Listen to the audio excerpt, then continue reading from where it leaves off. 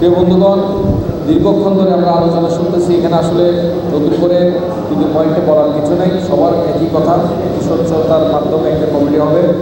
বিশেষ করে প্রথম দিকে যারা আসেন নাই, যারা প্রথম দিকে ছিলেন, যে জাফর সাহেব জাফর যে কথাগুলো বলেছেন, টু দ্য পয়েন্ট, একটা হসপিটালের কী হওয়া উচিত, জবাবদিহিতা করার জন্য কী হওয়া উচিত, একটা হাসপাতালের গঠন করার জন্য কী কী ক্রাইটেরিয়া দরকার, একটা হাসপাতাল থেকে রোগীরা কী সেবা পাবে, মানুষ কী সুবিধা পাবে, সব কিছু উনি ব্যাখ্যা করেছেন। পুঙ্খানুপুঙ্খ উনি তুলে ধরেছেন যে মাও শিশু হাসপাতাল থেকে আজকে অনেক রোগী সুযোগ সুবিধা পেয়ে থাকে, চিকিৎসা সেবা পেয়ে থাকে, কিন্তু সেদিক দিয়ে তুলনা করলে ডায়াবেটিক অ্যাসোসিয়েশন, ডায়াবেটিক সমিতি এই যে ডায়াবেটিক হাসপাতাল পরিচালনার ক্ষেত্রে ব্যর্থ হয়েছে।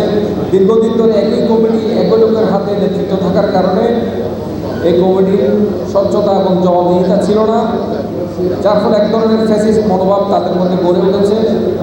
এই ফ্যাসিস্ট মনোভাবের কারণে এই ডায়াবেটিক সমিতির মধ্যে স্বচ্ছতা আনার জন্য আমরা আজকে একত্রিত হয়েছি।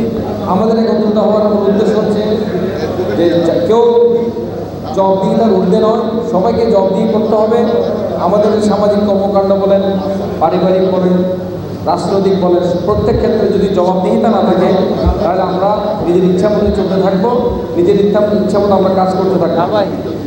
সেজন্য আমরা ডায়াবেটিক সমিতিতে একটা স্বচ্ছতা আনার জন্য যারা দীর্ঘদিন ধরে মেম্বার করেছেন, নিজের পছন্দ অনুযায়ী মেম্বার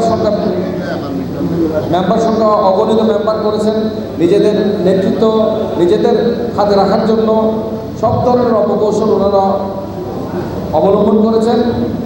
এখন যদি ওনাদের বিরুদ্ধে একটা প্যানেল দাঁড়ও করায়, দেখা যাবে যে সে আগের প্যানেলই নির্বাচিত হবে, কারণ তারা এমনভাবে মেম্বার বাড়িয়েছে, বারবার ওনারা মেম্বার বানানোর সুযোগ পেয়েছে। দেখা গেছে যে এখানে বিপুল পরিমাণ একটা দুর্নীতির মাধ্যমে, অপকর্মের মাধ্যমে এখানে মেম্বার হয়েছে, কিন্তু আমরা এটার জন্য কেউ জবাবদিহিতা ওনাদের কাছে জানতে চাই না। কীভাবে এতগুলো মেম্বার হলো, 5,000 মেম্বার। আমরা যখন 2005, 6, 7-এ লাইভ মেম্বার হই, তখন আমরা 1,000, 2,000, 1,500-এর মতো ছিল সম্ভবত। সেই লাইভ মেম্বার হতে হতে এখন দেখতেছি 5,000-এর মতো। আমি নিজে আজকে এই ডাইরেক্টরে দেখে অবাক হয়ে গেলাম। প্রিয় বন্ধুরা, এখন আমাদের সময় আর বক্তব্য বাড়িয়ে লাভ নেই।